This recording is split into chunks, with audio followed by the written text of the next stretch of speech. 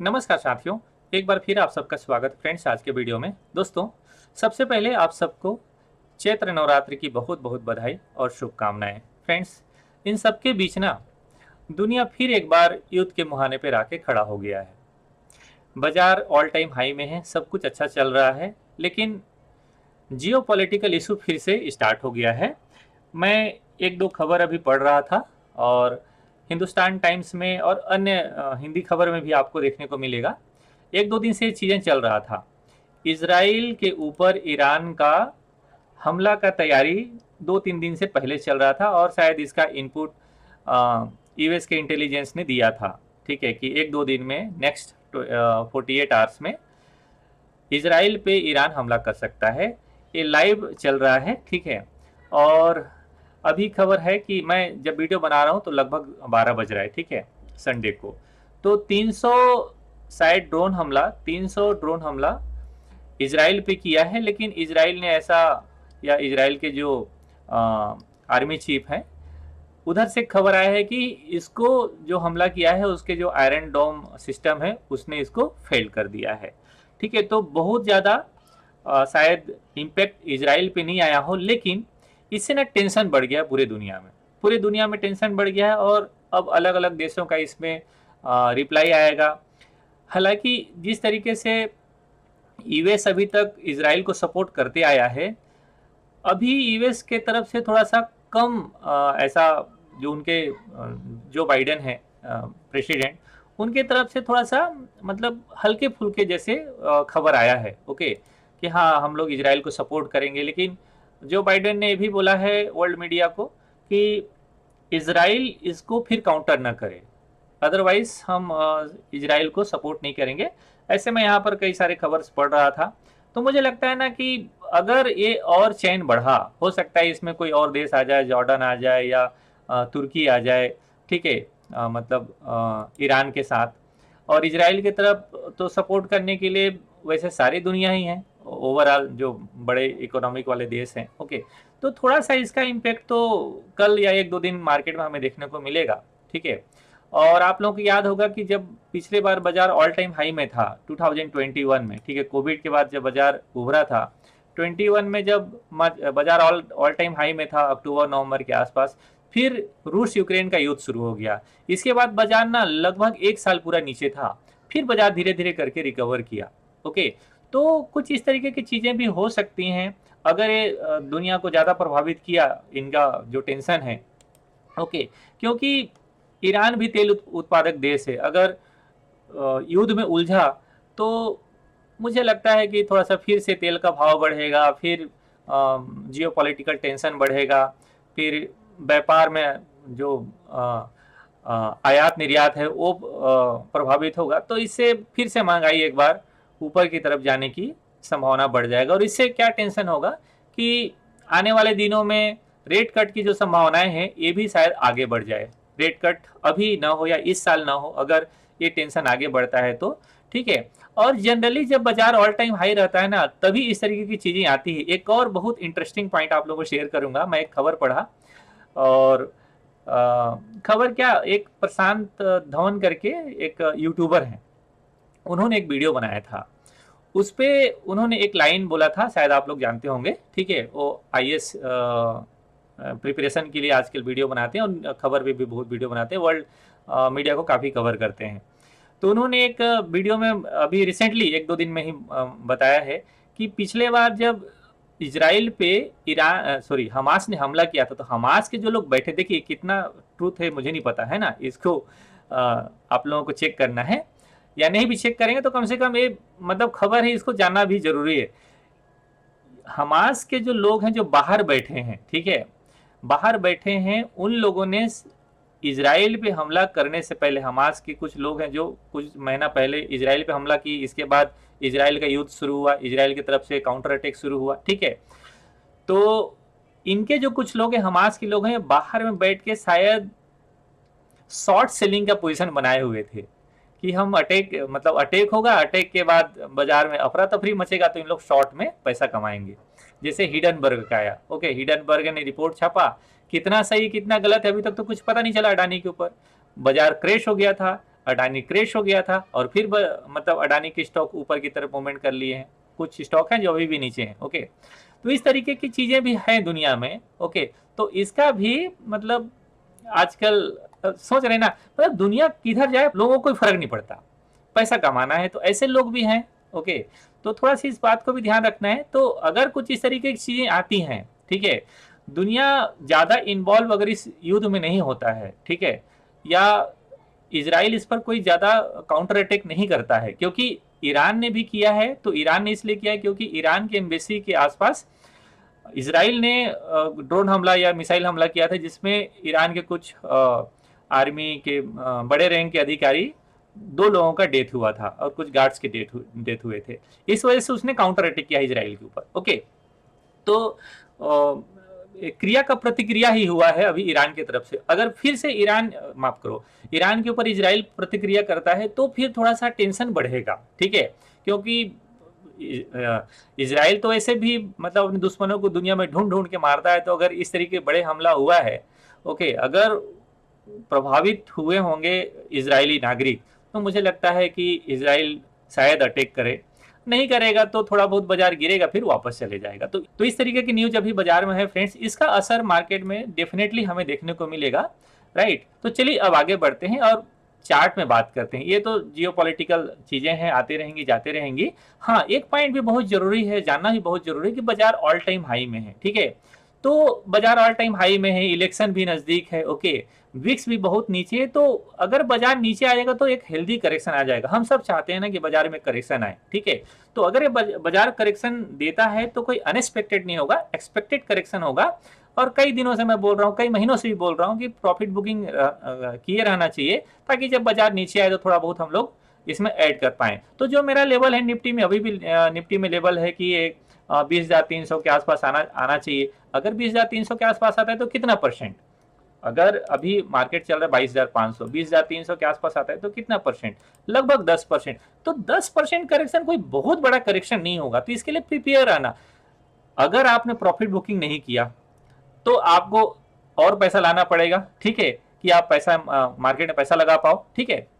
अगर आपने profit booking किया तो घबराने की जरूरत नहीं है, ठीक है। और अगर अभी भी नहीं प्रॉफिट बुकिंग करना है तो मैं कहूँ कुछ मत करो, शांति से बैठे रहो, बाजार 1-1.5 साल में फिर वापस चले जाएगा, या 6 महीना फिर ऊपर चले जाएगा, तो घबराने की कोई जरूरत नहीं, कोई पैनिक होने की जरूरत नहीं है, ठीक है, सारे दुनिया की लोचा लफड़ा फाफड़ा से, ठीक है। चलिए आगे बढ़ते हैं। तो फ्रेंड्स देखिए, लास्ट डे के ऊपर मैं थोड़ा सा बात करना चाहूंगा।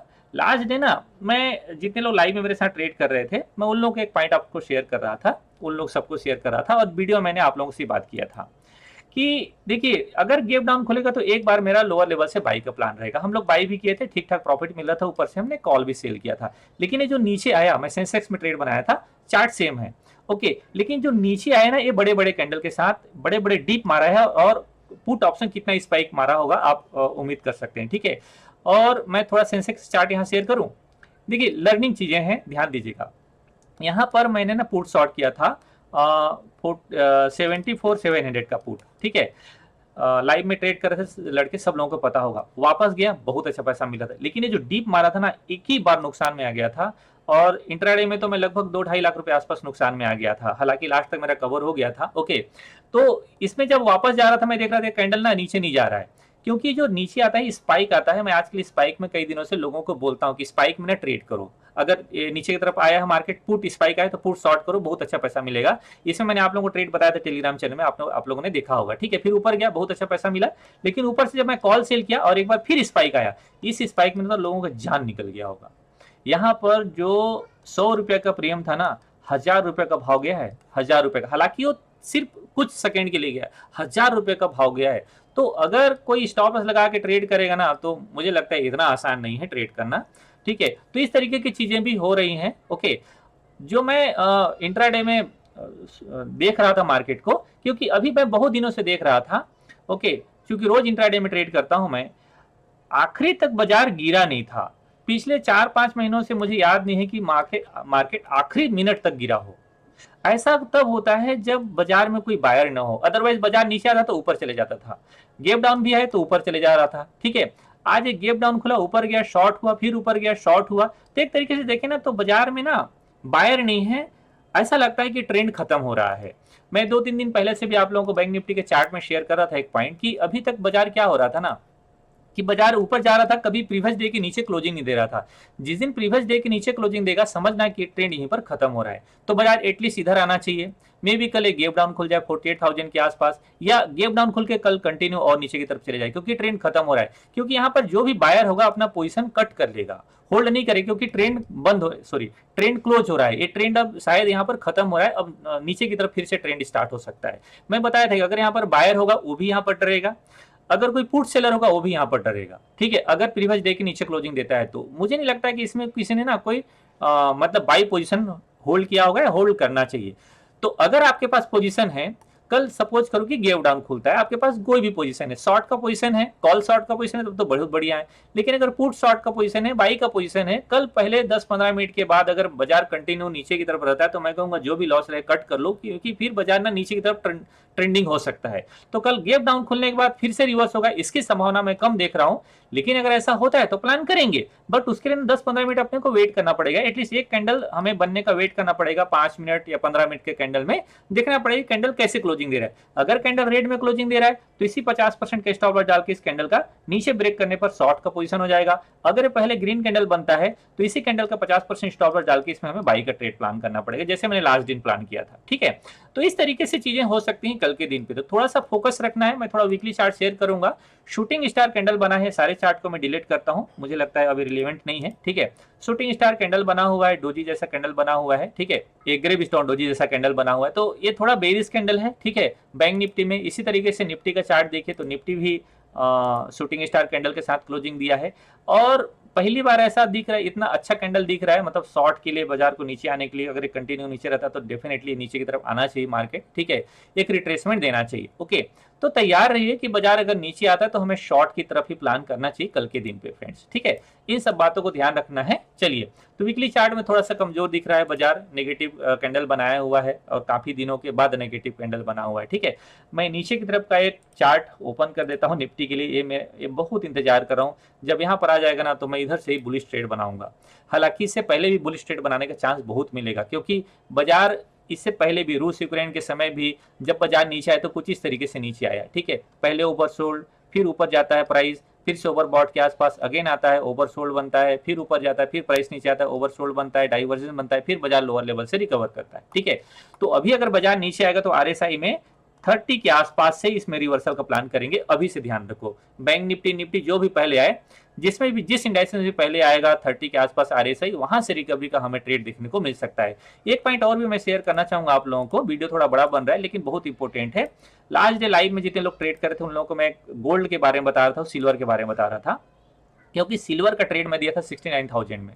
69,000 मैंने बताया था कि यहां से एक ट्रेड प्लान कर सकते हैं, हमारे लिए टारगेट 78,000 का रहेगा। जब 78,000 ब्रेक किया तभी मैं बता रहा था कि ये ना रुकेगा नहीं, ये थोड़ा और ऊपर जाएगा 85 तक।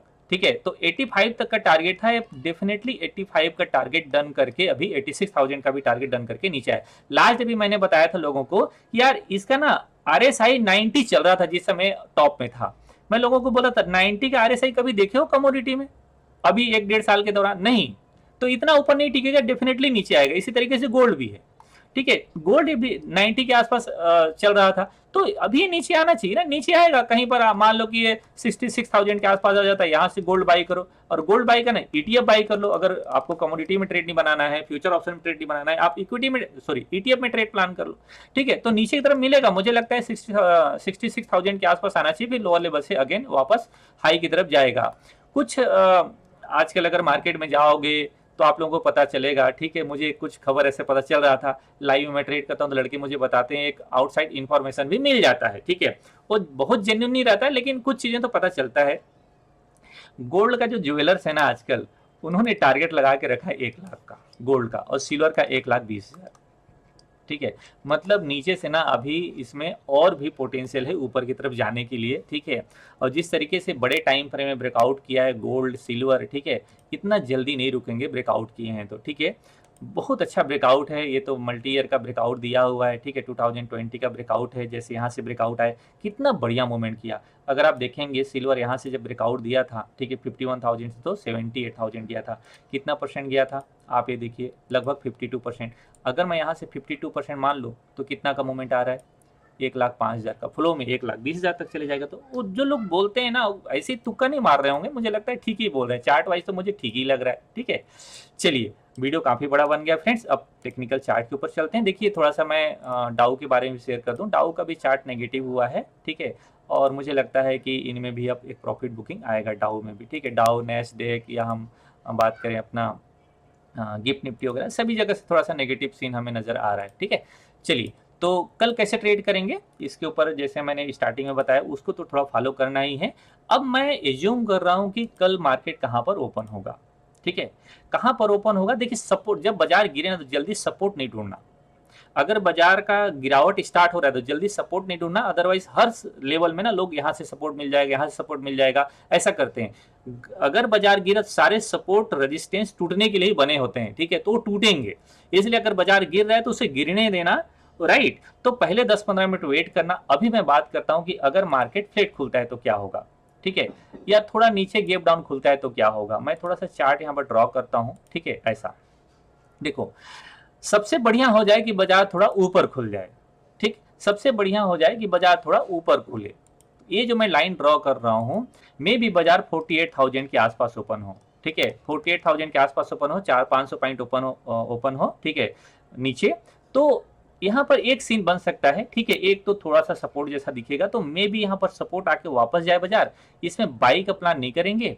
ठीक है, पहले 15 मिनट वेट करेंगे। अगर ये ग्रीन बन जाता है तो मे भी ग्रीन बन के फिर ब्रेक करता है कैंडल हायर साइड, तो ही इसका 50% स्टॉप लॉस डाल के, और बैंक निफ्टी में कम से कम कितना रहना चाहिए, बैंक निफ्टी में मैक्सिमम 200 के आसपास रहना चाहिए। ठीक है, इस 50%, ठीक, इस कैंडल का, तब इसमें ट्रेड करें। अगर ये मान लो 500 पॉइंट है तो नहीं करेंगे। ठीक है, ऐसा नहीं करेंगे। अगर ब्रेकआउट करता है तो एक बार मैं प्लान कर सकता हूँ, ये क्लोजिंग के भाव तक जा सकता है, 48,500 तक जा सकता है। अगर 48,500 तक का जगह है तब तो ट्रेड करेंगे, अदरवाइज नहीं करेंगे।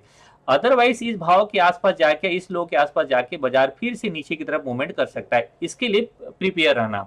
तो यहाँ पर कोई ना कोई सेटअप नजर आ जाएगा, एम जैसा पैटर्न बन जाएगा, या फिर यहाँ पर स्मार्ट कैंडल जैसा pattern. Smart candle in the sense, जैसे मैं आप लोगों को बताया, अगर आप लोगों को याद होगा तो स्मार्ट कैंडल का फॉर्मेशन बता दूं, ऊपर गया, फिर ऊपर गया, ऊपर गया, एक रेड कैंडल बने यहाँ पर, क्या, एक रेड कैंडल, अगेन एक ग्रीन कैंडल। ठीक है, देन रेड कैंडल। तो आप यहाँ से शॉर्ट का प्लान करो, इसका हाई के सेल डाल दो। ए स्मार्ट कैंडल है। ठीक है, मतलब एक ट्रेंड है। ठीक है, फिर एक प्रॉफिट बुकिंग कैंडल, इसके बाद ए स्मार्ट कैंडल और एक कंफर्मेशन। ठीक, जितने लोग फ्री क्लासेस में ये सारी चीजें देखेंगे ना, बहुत डिटेल समझ में आ रहा होगा कि मैं क्या बोल रहा हूँ। ठीक है, तो ये बहुत बढ़िया टॉप से हमें शॉर्ट का ट्रेड मिल सकता है, तो इसको ना हम लोग एम जैसा पैटर्न कह सकते हैं। ठीक है, तो टॉप से अगर हमें यहाँ से मिलता है तो एक बार जरूर ध्यान में रखना है, शॉर्ट का प्लान करेंगे। ठीक है, बढ़िया ट्रेड मिल जाएगा। दूसरा पॉइंट कि मान लो कि बाजार गैप डाउन खुलता है, फर्स्ट कैंडल नीचे जा रहा है, तो फर्स्ट कैंडल वेट करो, एटलीस्ट 5 मिनट जरूर वेट करो, फिर लोअर साइड ब्रेक करता है। अगर फर्स्ट कैंडल बेरिश जैसा कैंडल बना हुआ है, इस टाइप का डोजी कैंडल नहीं, बेरिश कैंडल बना हुआ है, तो फर्स्ट कैंडल के नीचे शॉर्ट मारो, इस कैंडल का 50% के स्टॉप लॉस डाल लो, कंटिन्यू दिन भर होल्ड करो। और बेटर होगा कि जहां पर शॉर्ट कर, जहां पर स्टॉप लॉस आपको लग रहा है उसी ऑप्शन को शॉर्ट कर दो। मे भी बाजार एकदम नीचे जाके डे इन तक गिरता रहे बाजार, और एकदम बॉटम में जाके क्लोज करे। ठीक है, तो इस टाइप का प्लान हमें कल करना चाहिए फ्रेंड्स, निफ्टी, बैंक निफ्टी सभी में इसी टाइप का मुझे ट्रेड नजर आ रहा है कल। ठीक है, तो मुझे लगता है एक बढ़िया ट्रेड मिल जाएगा, नीचे की साइड 48,000 तक आना चाहिए, क्योंकि 48,000 इसका एक बढ़िया सपोर्ट नजर आ रहा है मुझे पर यहाँ पर। ठीक है, तो मैं भी यहाँ पर सपोर्ट ले ले, एक आध दिन रुके, बाजार यहाँ पर इनसाइड पैटर्न बन जाए, थोड़ा सा ऊपर जाए, अगेन नीचे की तरफ ब्रेक करे। ठीक है, तो इसके लिए थोड़ा सा ध्यान अपने को रखना है कल। इसी तरीके से देखिए निफ्टी के लिए मैंने बताया था कि इसका ना 22,520, 530, 22,520 एंड 530। ठीक है, ये रेंज के नीचे ये खराब होगा, बिल्कुल 20 के नीचे क्लोजिंग दिया है 22,520 में। ठीक है, मुझे लगता है इसी वे में नीचे जाने वाला है। आखिरी मिनट तक गिरावट आया है, ऐसा कम सीन देखने को मिलता है कि बाजार आखिरी मिनट तक गिरे जब मार्केट बुलिश ट्रेंड में रहता है, तो इसका मतलब कि बाजार थोड़ा नीचे की तरफ ही मूवमेंट कर रहा है। गैप डाउन खुल जाएगा तो वही थोड़ा सा ओवर सोल्ड जोन में आ जाएगा, इंट्राडे के लिए थोड़ा सा नीचे से रिकवर कर सकता है। तो मैं एक्सपेक्ट कर रहा हूं कि थोड़ा सा नीचे खुले इधर। ठीक है, इधर खुल जाए, या थोड़ा इस कैंडल के हाई के आसपास खुल जाए। ठीक है, थोड़ा सा अपन यहाँ पर, यहाँ। ठीक है, तो हम लोग देखेंगे कि नीचे से थोड़ा ऊपर जाएगा, तो ऊपर से फिर हम लोग शॉर्ट का प्लान करेंगे। ठीक है, तो हमारा व्यू रहेगा कि 22,300 के आसपास ओपन हो जाए मार्केट, 22,300। ठीक है, 22,300 ओपन हो जाए, फिर थोड़ा सा ऊपर जाके नीचे की तरफ ब्रेक करे, ये आइडिया बेटर होगा। ठीक है, देखिए ओवरसोल्ड जोन के आसपास क्लोजिंग दिया है, अगर एक गैप डाउन खुलेगा और ओवरसोल्ड में रहेगा तो तुरंत फिर ना कोई कॉल सेल करना प्रीफर नहीं करेगा। एक बार बाजार को ऊपर जाने देंगे फिर इसमें कॉल सेल का प्रीफर करेंगे, जैसे यहाँ पर हुआ था। ठीक है, तो इस टाइप का हमें कोई प्लान यहाँ पर प्रीफर करना है फ्रेंड्स। ठीक है, इसको नजर रखिएगा। सपोज करो कि बाजार जितने सारे हम बात कर रहे हैं उस सबको इग्नोर करके बाजार फ्लैट खुल जाता है, बहुत बढ़िया है। फ्लैट खुलता है और भी अच्छा है। हमें थोड़ा सा यहाँ पर देखना है कि बाजार किधर मूवमेंट कर रहा है। थोड़ा ऊपर से अगर नीचे ब्रेक करता है, पहले 5 मिनट देखो, इसके बाद फर्स्ट कैंडल का हाई के स्टॉप डाल के इसमें शॉर्ट का ट्रेड प्लान करो। बाई तो यहाँ पर थोड़ा सा मुझे लगता है अवॉइड करना चाहिए अगर फ्लैट खुल रहा है तो, क्योंकि ऊपर से शॉर्ट हो सकता है बाजार। ठीक है, ऊपर से शॉर्ट हो सकता है, वो ज्यादा बेटर होगा, मतलब 22,600 के आसपास। ऐसे ही बैंक निफ्टी में थोड़ा सा चार्ट प्लान कर लीजिएगा, ऊपर से थोड़ा शॉर्ट का प्लान करेंगे, ये बेटर आइडिया होगा। ठीक है, तो इसको आप जरूर ध्यान रखिए कल के दिन पे फ्रेंड्स। ये सारी चीजें हैं जो कल हमें ध्यान रखना है, राइट। और कल होगा मिड कैप निफ्टी की एक्सपायरी। मिड कैप ऑलरेडी बहुत चले हुए हैं और मिड कैप निफ्टी में थोड़ा सा जिस इंडाइसेस का एक्सपायरी रहता है मैं उसको प्रीफर करता हूँ ट्रेड करने के लिए। तो मैंने यहाँ पर चार्ट ड्रॉ करके रखा हुआ है। ठीक है, फ्लैट खुलेगा तो क्या करूंगा, मे भी अगर यहाँ पर खुलता है 10,800 के आसपास खुलता है यहाँ पर, तो हो सकता है कि एक बार ऊपर जाए और ऊपर से फिर से नीचे की तरफ ब्रेक करे। ठीक है, इस टाइप का प्लान। तो मैं 10,800 के आसपास देखूंगा ऊपर जा रहा है। ठीक है, तो ऊपर जाने पर मैं कॉल सेल का प्लान करूंगा, जब प्राइस ऊपर जाएगा तब ऊपर जाएगा कॉल सेल का प्लान करूंगा। और पुट सेल का प्लान जल्दी नहीं करना है, पुट सेल का प्लान जल्दी नहीं करना है जब तक कोई क्लियर ना सपोर्ट जैसा नजर ना आ जाए, क्योंकि थोड़ा सा ऐसा लगता है कि मार्केट कंटिन्यू में नीचे रह सकता है। तो हम लोग केवल कल ऊपर की तरफ से मैं कॉल सेल का प्लान करूंगा। दूसरा एक तरीका हो सकता है कि मान लो कि बाजार नीचे खुला ऊपर गया, किसी इस भाव तक जा सकता है, इस भाव तक जा सकता है, जहां से भी अगर फिर से कोई रेड कैंडल बन रहा है, हमें डाउन साइड का ट्रेड दिख रहा है, तो इसमें कोई कॉल सेल माफ करो पुट बाई करके एक पुट सेल का प्लान कर सकते हैं। Put buy and put sell bear spread का प्लान हम लोग कर सकते हैं। ये बहुत अच्छा ट्रेड हो सकता है, नीचे की तरफ अच्छा प्रॉफिट मिल सकता है इसमें। ठीक है, तो कल आप इसमें थोड़ा सा नजर जरूर रखिएगा, क्योंकि जब डीप आ रहा है ना, बहुत बड़ा बड़ा डीप आता है, देख रहे हैं इसे। ये डीप में ना आसान नहीं है आपका कि पैसा, मतलब अगर आप स्क्रीन देख रहे हैं तो डर से फियर से आप अपना पोजीशन स्क्वायर अप कर देंगे, क्लोज कर देंगे फ्रेंड्स। ठीक है, तो ये सारी चीजें कल जरूर ध्यान रखिएगा, राइट। और स्टॉक्स में मैं ज़्यादा फोकस नहीं किया हूँ, क्योंकि थोड़ा सा जियो पॉलिटिकल इशू अच्छा नहीं है, तो इसलिए मैं स्टॉक के बारे में आज बात नहीं कर रहा हूँ। ठीक है, स्टॉप लॉस आप जरूर ध्यान रखिएगा, राइट। तो ये रहा दोस्तों आज के वीडियो मेरा व्यू और लॉजिक। आशा करता हूँ वीडियो आपको अच्छा लगा होगा। वीडियो अच्छा लगा फ्रेंड्स, लाइक कमेंट और चैनल सब्सक्राइब कर लीजिएगा, दोस्तों को शेयर करना बिल्कुल मत भूलिएगा। मिलता हूँ नेक्स्ट वीडियो में, तब तक के लिए नमस्कार, जय हिंद।